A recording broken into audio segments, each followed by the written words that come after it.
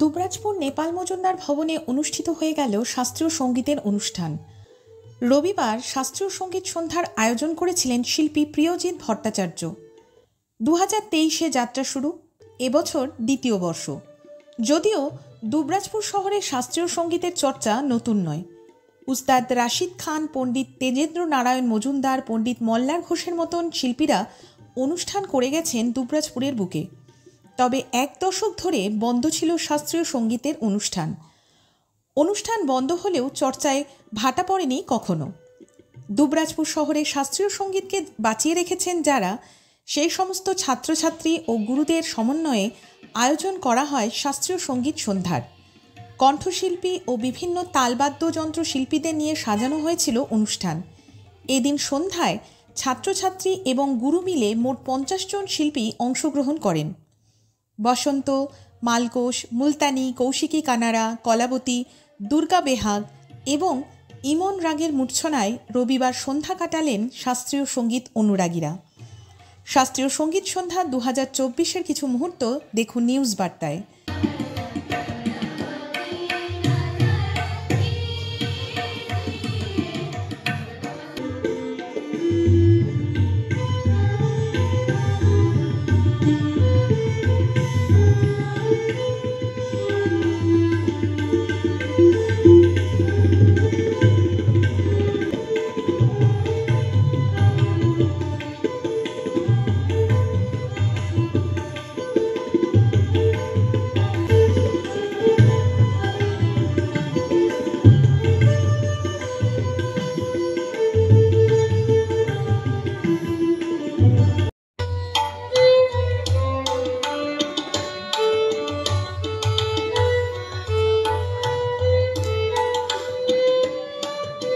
দুবরাজপুরে আগে শাস্ত্রীয় সঙ্গীতের রীতিমতো চর্চা হতো, আর এখানে প্রতি বছরই অনুষ্ঠান আয়োজন করা হতো বিভিন্ন ক্লাবের পক্ষ থেকে। এখানে উস্তাদ রাশিদ খানের মতন লোকও এসছেন, তেজেন্দ্র নারায়ণের মতো লোক এসছেন।